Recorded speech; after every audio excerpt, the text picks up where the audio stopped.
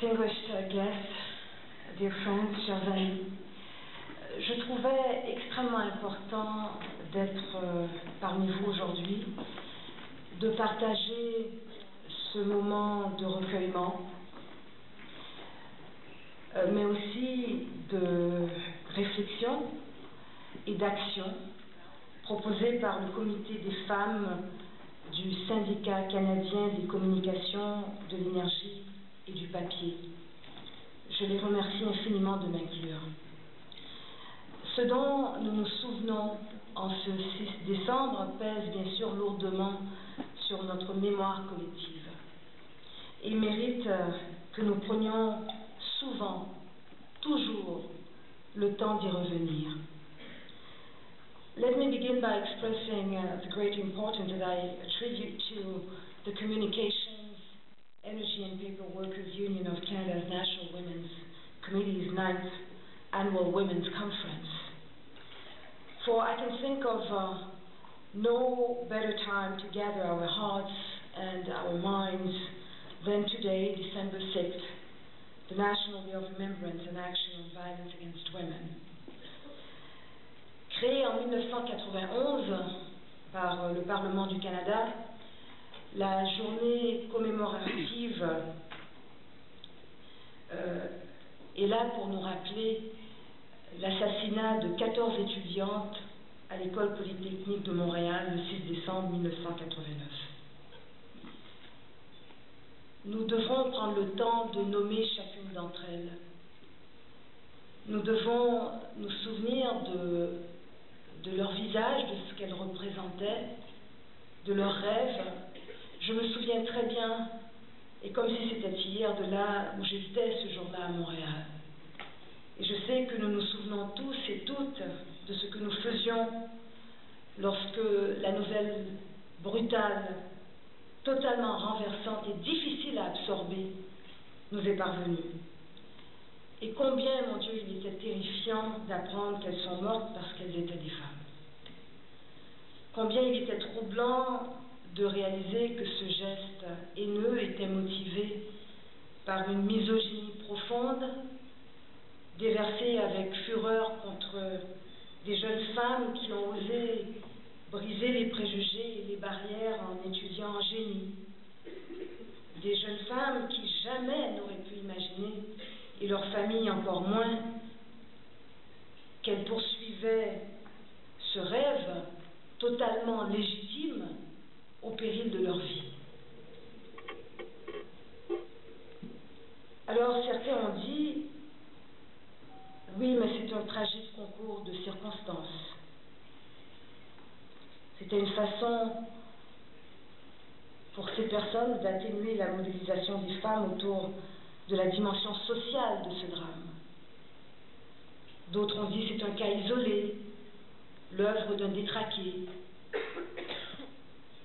Ce que nous savons et qui est irréfutable, c'est que le mobile du crime s'appuyait sur des idées qui ont encore cours dans nos sociétés.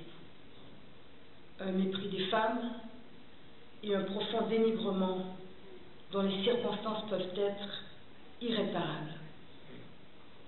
Et ce mépris, ce dénigrement, cette violence continue de briser des vies, continue de tuer. And that's why this morning we lift our voices in a powerful call to action to declare to the nation that violence against women must be eliminated.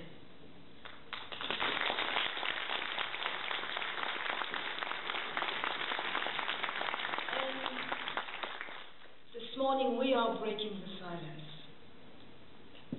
We are breaking the indifference. Parce que nous ne pouvons pas oublier. Nous refusons de sombrer dans l'amnésie. Nous nous souvenons non pas pour réparer l'outrage, mais pour retrouver espoir et pour renaître.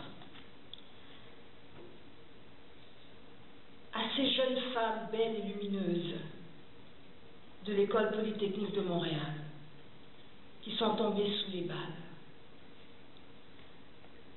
à celles qui ont de peine et de misère survécu aux blessures physiques et morales, à leurs compagnons de classe, les jeunes hommes qui ont vécu l'horreur du geste meurtrier et qui ont eu du mal, eux aussi, à s'en remettre, aux familles endeuillées et traumatisées, et qui sont avec nous ce matin. Je pense à la mère de l'agresseur également. Nous dédions ce colloque qui nous réunit toutes et tous aujourd'hui. Nous sommes venus des 4 coins du pays pour rappeler que la violence faite aux femmes demeure un fléau important. Vous savez,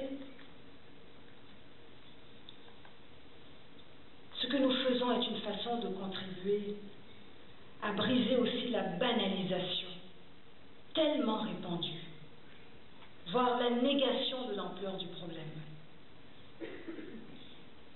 et favoriser des échanges comme celui-ci sur cette question cruciale, le faire entre des membres de syndicats, de groupes de recherche et d'intervention sociale, des décideurs politiques, des étudiantes et des étudiants, est terriblement important, aujourd'hui encore. Il faut à tout prix faire en sorte que la question demeure dans les esprits, qu'elle demeure dans les cœurs. Il faut faire en sorte que toutes ces préoccupations que nous partageons soient entendues et que des gestes, des initiatives chargées d'espoir se propagent et se multiplient. J'ai consacré plusieurs années de ma vie antérieure à accompagner des femmes ayant subi plusieurs formes de violence. Ça a été une grande école. Ça a fait de moi la personne que je suis. J'ai contribué de toute mon énergie, avec quantité d'autres femmes, au Québec, à établir un réseau de refuges qui était destiné aux femmes victimes de violences et à leurs enfants, et à faire avancer aussi ces projets dans le reste du Canada. C'est un combat qui a modelé ma vie, qui m'a permis d'observer toutes les failles dans notre société. Et je porte toujours en moi les mots, les témoignages, les blessures de ces femmes, brutalement mortes à elles-mêmes pendant un temps, et qui peu à peu revenaient à la vie. Elles m'ont enseigné le courage. Je les accompagnais, mais je pense qu'en quelque sorte, elles m'accompagnaient aussi dans ma vie. Et elles continuent de le faire.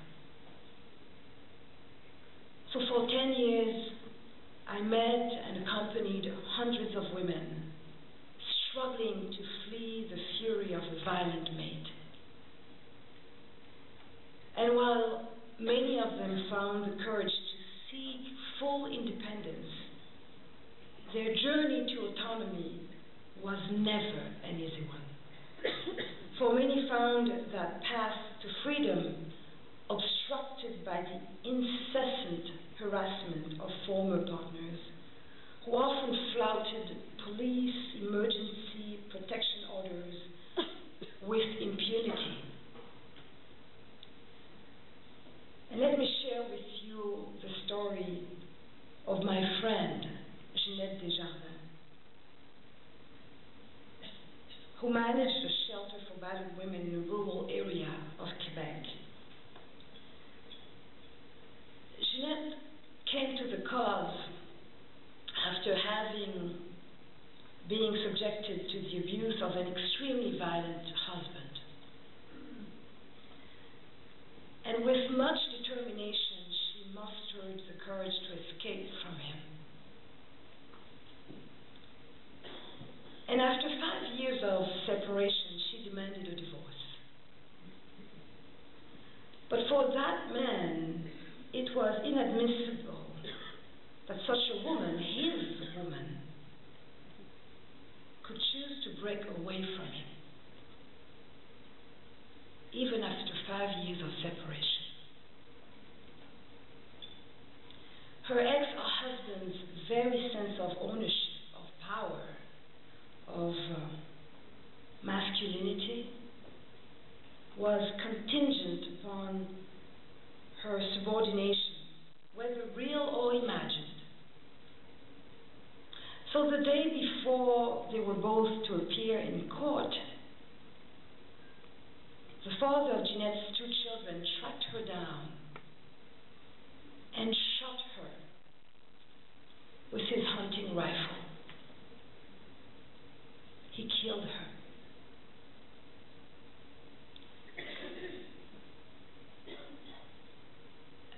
Do not get me wrong, Jeanette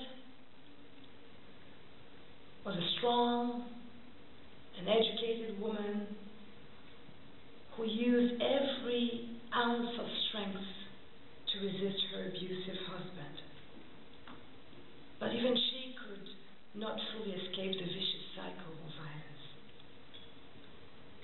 And her story is but one among many. And I can see some of you nodding your heads because you know what I'm talking about.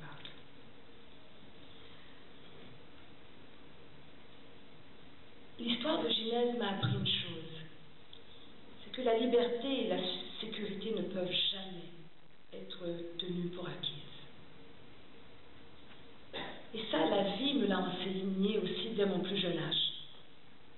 Comme vous savez, je suis une femme d'ici, qui est née et qui a eu une enfance ailleurs, en Haïti. Et je dois dire que l'exemple de ma mère a été déterminant. Je l'ai vue affronter de toutes ses convictions un régime de terreur où la violence aveugle et l'injustice étaient le lot quotidien.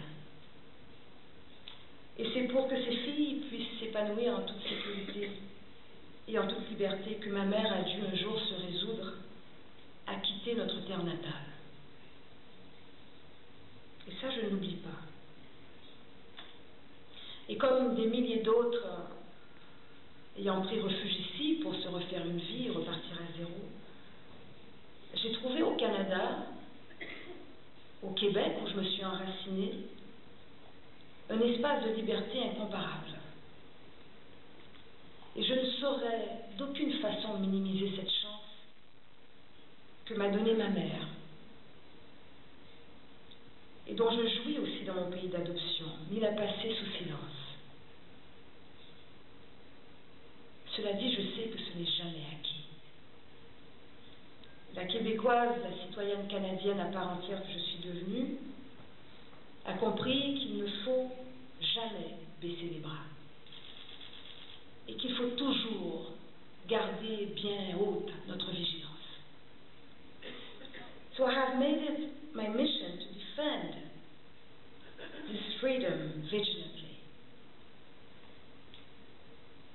To me, denying more than half of the world's population the most basic human rights, including the right to live in security, is the most flagrant form of subjugation and one of the worst